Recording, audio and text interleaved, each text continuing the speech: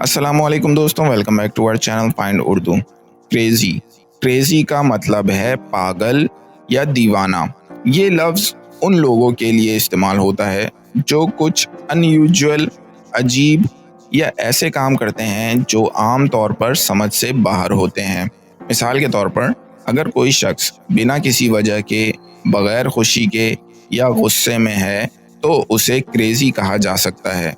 या अगर कोई काम बहुत मुश्किल और ख़तरनाक हो तो लोग कहते हैं ये तो बहुत क्रेजी आइडिया है। He is acting crazy today. आज वो बहुत पागलपन का मुजाहिरा कर रहा है। तो दोस्तों, ये था क्रेजी लफ्ज़ का मतलब। उम्मीद है अब आपको समझ में आ गया होगा।